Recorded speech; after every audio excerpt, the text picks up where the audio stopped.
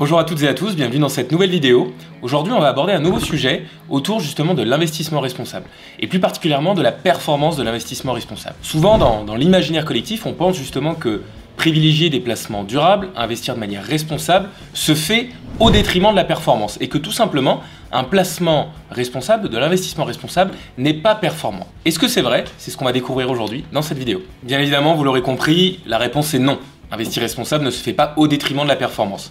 Et on va vous expliquer justement pourquoi. La première chose, c'est tout d'abord plusieurs études qui montrent que la prise en compte de critères environnementaux ou sociaux, justement, influe de manière positive sur la rentabilité d'investissement et, plus globalement, est un vecteur important de performance. On pourrait citer notamment une méta-analyse justement de l'université d'Oxford qui a été réalisée en 2015 et qui prouve justement que ces critères environnementaux ou sociaux impactent positivement justement la rentabilité d'un investissement. Concrètement, comment ça se matérialise? Tout simplement, l'investissement responsable est plus performant que des investissements traditionnels sur le long terme. Si on regarde par exemple un graphique qui compare la performance d'un indice boursier tenant compte de critères environnementaux ou sociaux face à un indice boursier traditionnel, on voit que sur le long terme, la surperformance est là. Un indice boursier qui tient compte de critères environnementaux, sociaux ou de gouvernance surperforme justement sur le long terme un investissement traditionnel. Et je dis bien sur le long terme parce que comme vous le savez, on n'appréhende pas la rentabilité d'un investissement au bout d'un an.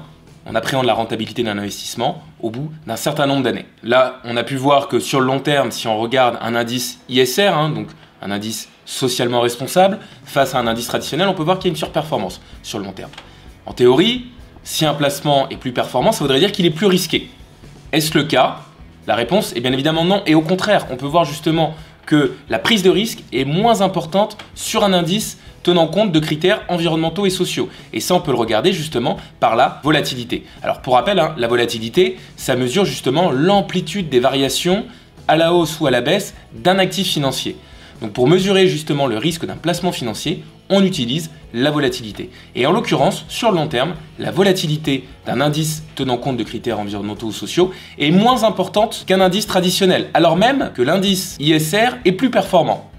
Concrètement, ça veut dire que le ratio rendement-risque est plus important pour un indice ISR que pour un indice traditionnel. Autrement dit, à risque équivalent, un placement responsable est plus performant qu'un placement traditionnel. On a pu démontrer que effectivement les placements responsables étaient plus performants, mais maintenant, une question naturelle, pourquoi justement les placements responsables, les placements durables sont plus performants?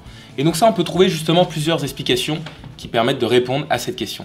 La première, c'est que investir responsable, c'est investir dans des entreprises résilientes, prêtes pour le monde de demain et surtout qui répondent aux enjeux environnementaux et sociaux actuels et qui sont naturellement prêtes pour le monde de demain. Et surtout, ce sont des entreprises résilientes et également résilientes en temps de crise. Plusieurs études, pareil, ont été menées sur cette résilience des placements responsables, et notamment une étude qui avait été réalisée durant l'année 2020, pendant la crise sanitaire, et qui montrait justement que 62% des fonds qui tenaient compte de critères environnementaux ou sociaux avaient enregistré une meilleure performance que des placements plus traditionnels. Donc, ce qui prouve, encore une fois, la résilience justement de ce type d'investissement.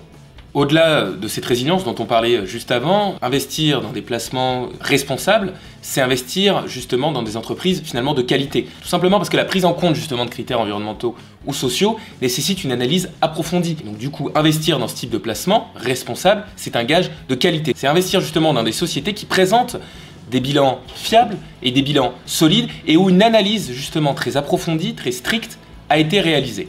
Vous l'aurez compris, à la fois une analyse financière très poussée et une analyse extra-financière également très poussée qui permet justement de démontrer justement la résilience d'une société face aux risques aujourd'hui qui nous entourent. On peut par exemple parler du dérèglement climatique et c'est primordial aujourd'hui de tenir compte, de pouvoir être sûr qu'une entreprise pourra continuer son activité malgré justement ces risques-là.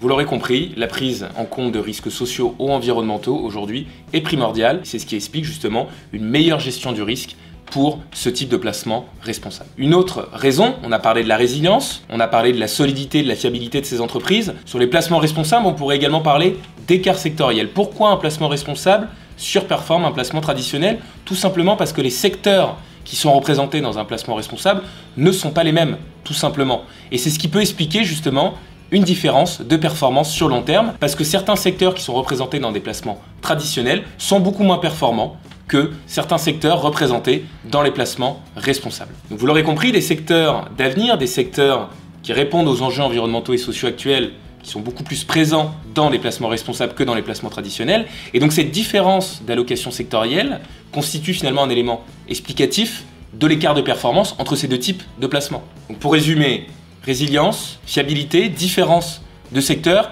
et tout simplement des entreprises beaucoup plus pérennes. Et ce sont des entreprises à privilégier, des placements à privilégier justement quand on veut investir sur le long terme. Il est nécessaire de tenir compte de tous ces risques et d'investir dans des sociétés pérennes sur le long terme. Bien évidemment, comme vous le savez, les performances passées ne présagent pas des performances futures et ceci ne constitue pas un conseil en investissement. Avant tout investissement, prenez du temps pour analyser justement votre horizon de placement, votre objectif d'investissement, votre tolérance au risque, parce que c'est important de construire justement un portefeuille qui puisse tenir compte de votre profil investisseur et tous les placements ne sont pas forcément adaptés à tous les profils investisseurs. Donc vous l'aurez compris, la prise en compte des défis environnementaux ou même sociaux ne se fait pas au détriment de la performance, n'amoindrit pas la performance et ne sacrifie pas la performance. Donc vous l'aurez compris, l'investissement responsable c'est un gage de qualité et c'est surtout un investissement qui permettra de générer une performance constante sur la durée et je dirais même une surperformance par rapport à des placements traditionnels. Voilà, j'espère que vous avez apprécié cette vidéo et que vous aurez compris justement les enjeux justement de ce type d'investissement. N'hésitez pas à nous dire en commentaire si vous voulez qu'on aborde d'autres sujets qui touchent justement à l'investissement responsable.